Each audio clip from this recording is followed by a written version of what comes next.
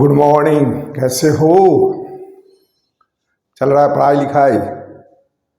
ये आप फोटोसिंथेसिस आज बताएंगे। तो फोटोसिंथेसिस का ये पहला पार्ट पढ़ोगे। मेनली इसमें हम बताएंगे तुम्हारा वो हिस्ट्री ऑफ द फोटोसिंथेसिस, कौन सा साइंटिस्ट क्या क्या डिस्कवर्ड किया था उसके बारे में जानोगे। उससे पहले थोड़ा सा जानो कि फोटोसिंथेसिस आखिर होता क्या है। थोड़ा सा हम बता रहे हैं, देख लो, नाम से ही पकड़ो।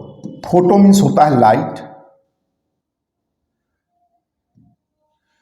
ये देखो, सिंथेसिस मीन्स होता है तो कुछ बनाना, यानी with the help of the light that makes food, that is known as photosynthesis.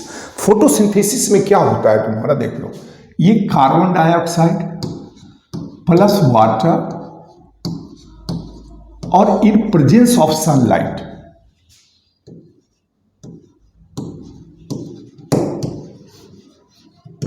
यहां पर एक पिगमेंट होता है क्लोरोफिल, उसके प्रेजेंस में क्या होता है तुम्हारा, ये फूड ग्लूकोज बनता है and oxygen, as a by product तुम्हारा ऑक्सीजन होता है। अब यहां पर क्वेश्चन ये उठता है कि ये जो फूड जो बना था, जिसके चलते प्लांट का क्या होता है, बायोमास बढ़ता है, ग्रोथ होता है तुम्हारा। कोई भी प्लांट जितना ज़्यादा मोटा होता है, इसका मतलब फोटोसिंथेसिस ज़्यादा होता है, फूड का फॉर्मेशन होता है। अब यहाँ पर क्वेश्चन यही उठता है कि ये जो मास जो बढ़ता है वो कैसे बढ़ता है, सॉइल से बढ़ता है कि वाटर से बढ़ता है कि क्या होता है। ये क्लोरोफिल तो अब न डिस्कवर्ड हुआ है, पहले तो नहीं डिस्कवर्ड हुआ था। कौन सा पिगमेंट है, कौन सोलर लाइट को ट्रैप करता है। अब यहां पर क्या होता है, फोटोसिंथेसिस में तुम्हारा दो प्रोसेस होता है, एक लाइट रिएक्शन और एक डार्क रिएक्शन। दोनों प्रोसेस साथ साथ ही होता है, ऐसा नहीं कि दोनों प्रोसेस अलग अलग होता है, दोनों साथ साथ होता है। फोटोसिंथेसिस जब भी होगा तो डे में होगा, रात में फोटोसिंथेसिस नहीं होगा। डार्क रिएक्शन उसको इसलिए बोला जाता है कि उस रिएक्शन के लिए लाइट की जरूरत नहीं है, इसलिए उसको कहा जाता है लाइट इंडिपेंडेंट रिएक्शन, और लाइट रिएक्शन को कहा जाता है लाइट डिपेंडेंट रिएक्शन। तो एक्चुअली क्या होता है कि लाइट रिएक्शन में तुम्हारा ये एनर्जी एटीपी का फॉर्मेशन प्लस पढ़ोगे एक एक्सेप्टर होता है NADPH का फॉर्मेशन होता है, और इसी ATP और NADPH के मदद से क्या करता है, डार्क रिएक्शन में CO2 का फिक्सेशन करके तुम्हारा क्या बनाता है, फूड बनाता है। क्लियर है? तो ये एक तुम्हारा क्या बोलते हैं, जिस्ट है फोटोसिंथेसिस का। आगे बढ़े बेटा।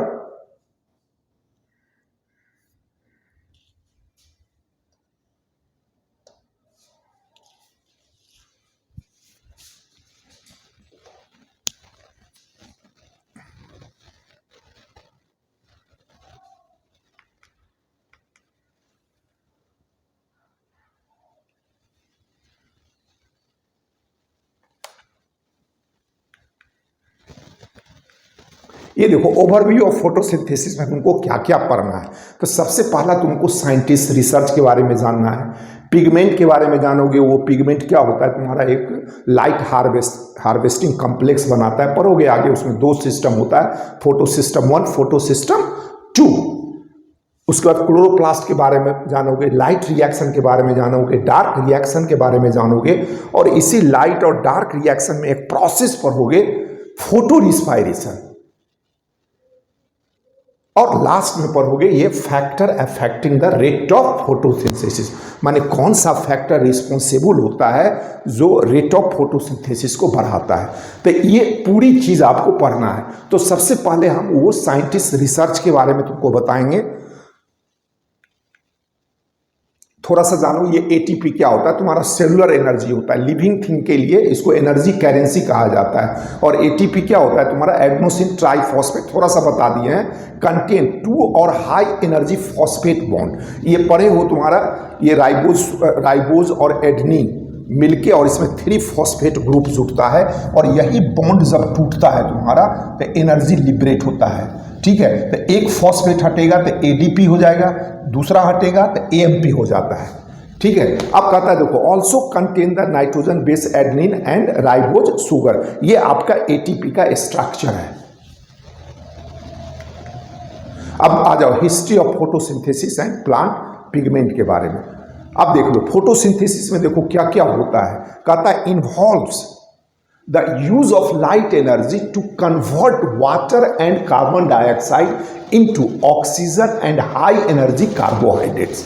और हाई एनर्जी कार्बोहाइड्रेट में क्या फॉर्मेशन होता है तुम्हारा ग्लूकोज, उसी को शुगर बोलते हो, और वही ग्लूकोज क्या होता है लास्टली स्टोर हो जाता है तुम्हारा स्टार्च में।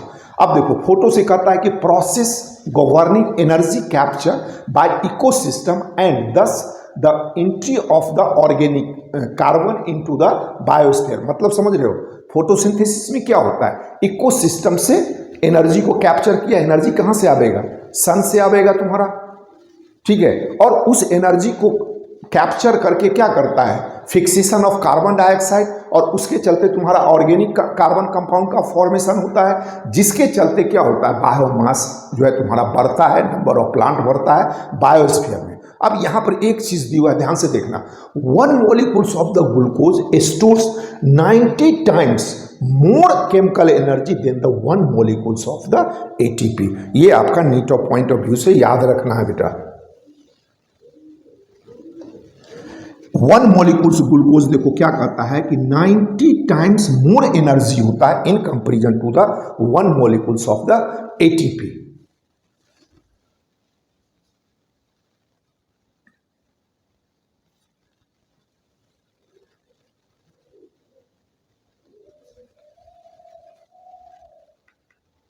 अब देखो, अब यहां से तुम्हारा साइंटिफिक रिसर्च शुरू होता है। देखो यहां पहला आता है, ध्यान से समझना बेटा, क्या कहता है, does the increase in mass of A plant come from the air और द सॉइल और द वाटर। क्योंकि उस समय तो किसी को कुछ पता नहीं था, तो लोग अनुमान लगाता था कि प्लांट का जो मास में इंक्रीज होता है, तो वो मास कहां से आता है। ध्यान से देखो क्या कहता है, does the increase in mass of plant comes from air, air का मतलब CO2 या और अदर कोई भी गैस हो, या सॉइल से या वाटर से। तो पहला साइंटिस्ट था तुम्हारा, ये देख लो, वॉन हॉलमेंट्स। वो एक्सपेरिमेंट किया था तुम्हारा 1643 में। वो क्या करता है देखो, planted a seed into A pre measured amount of the soil and water for 5 years। क्या किया, एक सीड को वो जहां पे प्लांटेड किया तो उसके सॉइल को मेजर कर लिया और उसके वाटर को भी मेजर करता था। कब तक, 5 year तक करता है। अब देख लो, weight of the plant and soil, plant was 75 kg, soil the same. अब कहता है concluded mass come from the water. क्या हुआ यहां पर, एक कंक्लूजन उसने क्या दिया कि प्लांट का जो मास था 75 kg, तो सॉइल सेम था। तो अब ये कंक्लूजन क्या दिया कि वो मास जो आया है कम्स फ्रॉम द वाटर,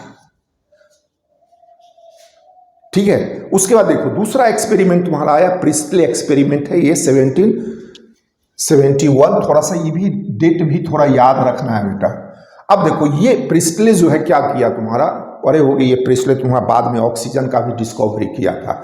ये क्या किया, बेलजार लिया, ये इस तरीके से देखो, और इसके अंदर एक कैंडल को रखा, बर्निंग कैंडल को। जैसे इस बेलजार के अंदर इस कैंडल को डाला, कुछ देर के बाद ये कैंडल क्या हो गया तुम्हारा, बर्न करना बंद हो गया।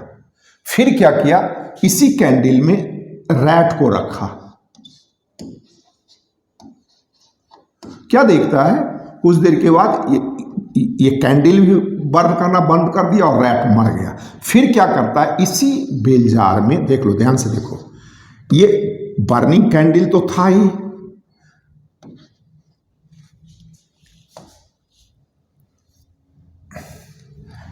ये देखो,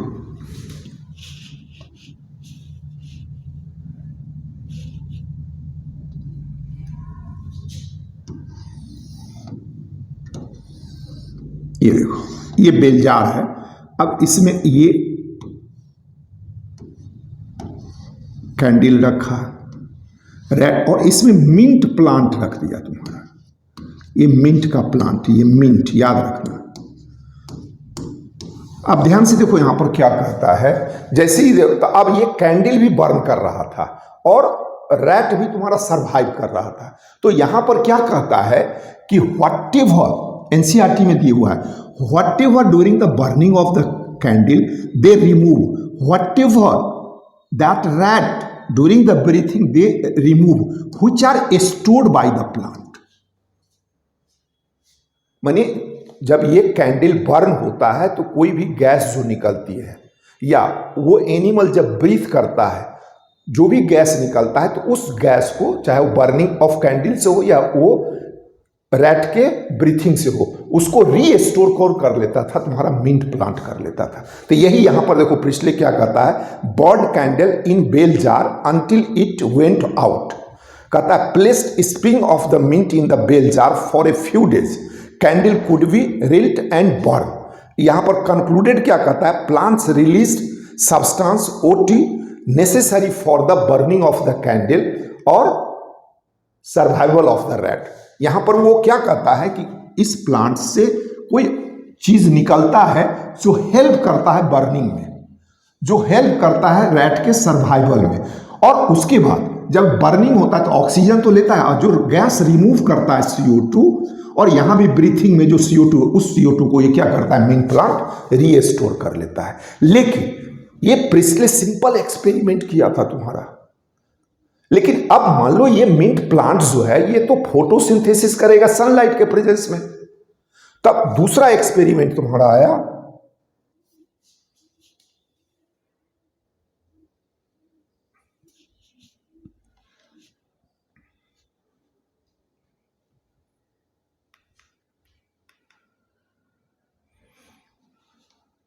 देखो इंजन हाउस एक्सपेरिमेंट 1779 में। ये देखो ये show that the Presley result only occurred in the presence of the sunlight. वो जो प्रिस्ले जो एक्सपेरिमेंट किया तो मिंट जो है तो ऑक्सीजन कैसे रिमूव करेगा, तो फोटोसिंथेसिस होगा तब ना। तो फोटोसिंथेसिस जब भी होगा तुम्हारा सनलाइट के प्रेजेंस में, तो उसी को थोड़ा सा ही आगे बढ़ाया तुम्हारा इंजन हाउस एक्सपेरिमेंट जो है। ये क्या कहता है, so that Priestley result only occurred in the presence of sunlight, light was necessary for the plants to produce the burning gas और ऑक्सीजन। क्लियर है। उसके बाद देखो दूसरा आया तुम्हारा जूलियस रॉबर्ट मेयर 1845 में, propose that plants can convert light energy into the chemical energy. माने ये रॉबर्ट मेयर ये प्रूफ किया तुम्हारा कि वो जो लाइट एनर्जी है तुम्हारा सन से जो निकलता है वो अनयूजेबल फॉर्म है।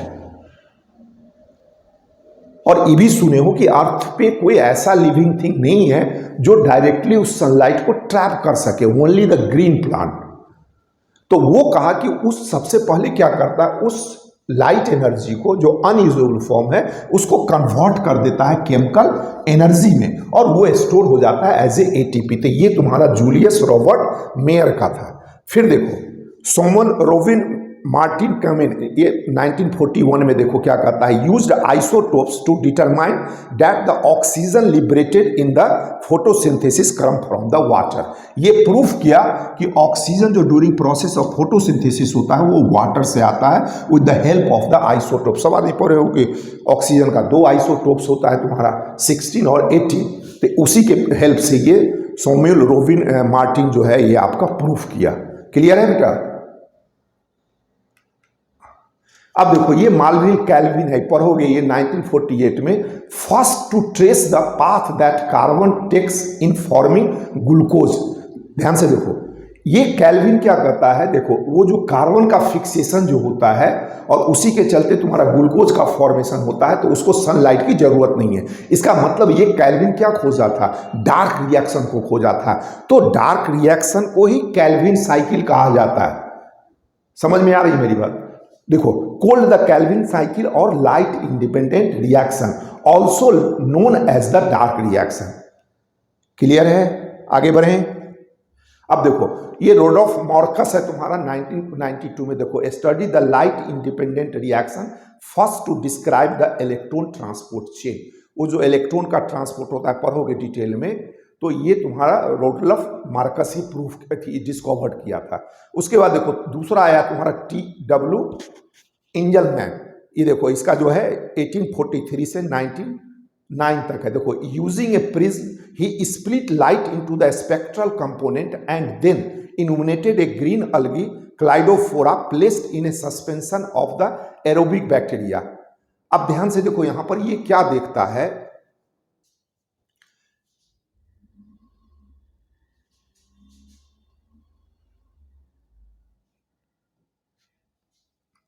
ये देखो, मान लो ये सन है आपका। अब यहां से ये लाइट यहां पर क्या किया, प्रिज्म को रख दिया। तो समाधि परे हो कि कोई भी व्हाइट लाइट अगर उस प्रिज्म से अगर गुजरता है तो क्या होता है, that light splitted into the 7 colour. तो ये लाइट क्या होता है, तुम्हारा 7 कलर में स्प्लिट हो जाता है इस तरीके से। और क्या बनाता है, भीवगौरा, याद करो,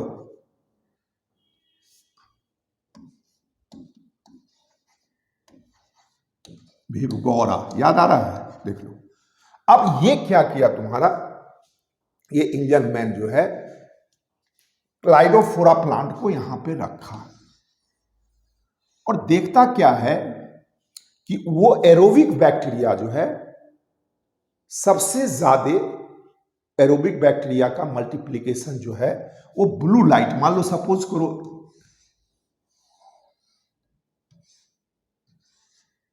ये प्लांट है, देख लो, मान लो यहां पर ब्लू लाइट आ रही है और यहां पर रेड लाइट। तो वो जो तुम्हारा एरोबिक बैक्टीरिया था सबसे ज्यादा यहां पर पाया गया, फिर ये ब्लू लाइट में। तो इसका मतलब क्या हुआ कि ये इंजन मैन क्या कहना चाह रहा है कि रेट ऑफ फोटोसिंथेसिस जो होता है वो सबसे ज्यादा किसके प्रेजेंस में होता है, ब्लू और रेड लाइट के प्रेजेंस में। ठीक है, और यहीं पर ये इंजन मैन एक टर्म निकाला था तुम्हारा, एक्शन स्पेक्ट्रम।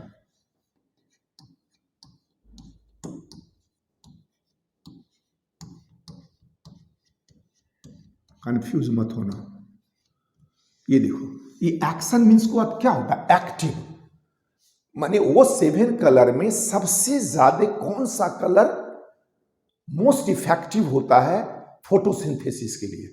तो ये ब्लू और रेड जो होता है, माने कहने का मेरा मतलब ये है कि रेट ऑफ फोटोसिंथेसिस जो है सबसे ज्यादा ब्लू और रेड कलर में होता है। तो इसी ब्लू और रेड कलर को क्या कहा जाता है, एक्शन स्पेक्ट्रम। समझ में आई मेरी बात?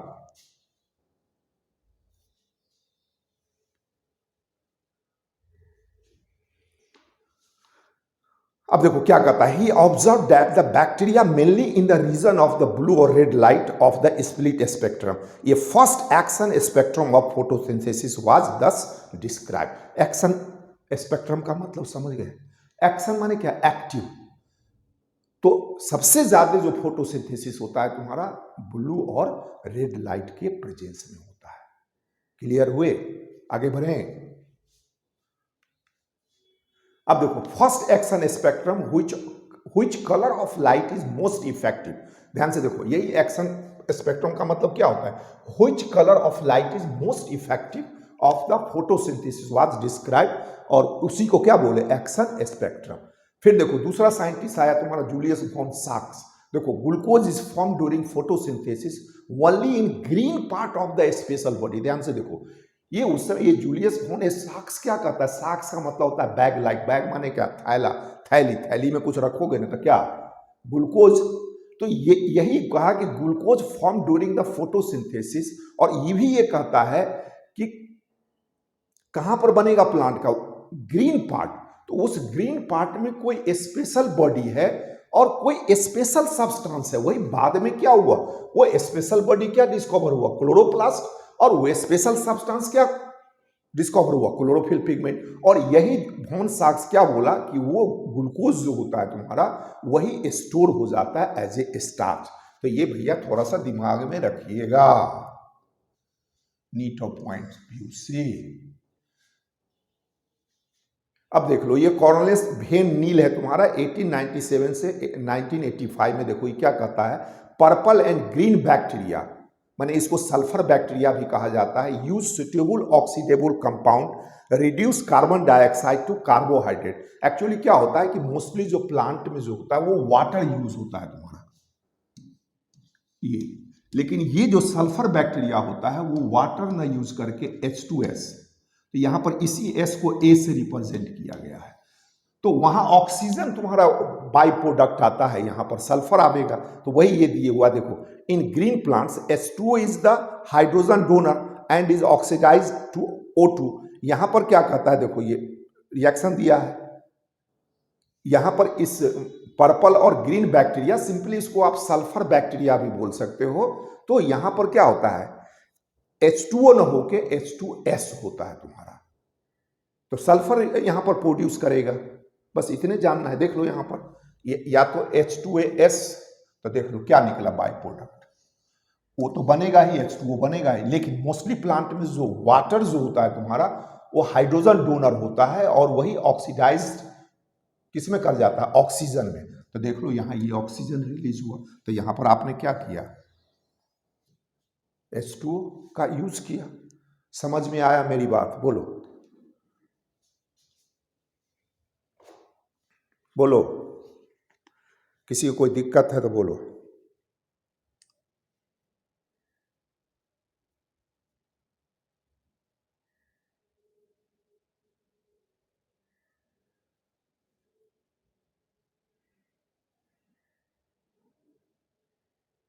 हाँ सोनल क्या बोल रही है? एक्शन स्पेक्ट्रम का वो आगे भी बताएंगे बेटा। दो तो एक होता है एब्जॉर्प्शन स्पेक्ट्रम और एक होता है एक्शन। एक्शन का मतलब क्या, एक्टिव। तो हमने क्या बोला कि फोटोसिंथेसिस जो होता है विजिबल रे के प्रेजेंस में, और विजिबल रे में क्या होता है कि 7 कलर होता है। तो अब यहां पर कहता है कि उस 7 कलर में कौन से कलर में रेट ऑफ फोटोसिंथेसिस सबसे ज्यादा होता है, तो उस कलर को कहा जाता है एक्शन स्पेक्ट्रम।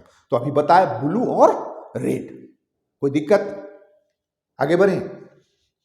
अगर इतना समझ में वीडियो अगर अच्छा लगा तो प्लीज प्लीज, बार बार बोल रहे हैं बेटा, लाइक करो, सब्सक्रिप्शन को बढ़ाओ, मित्रों के बीच में फैलाओ, और अधिक जानकारी लेना है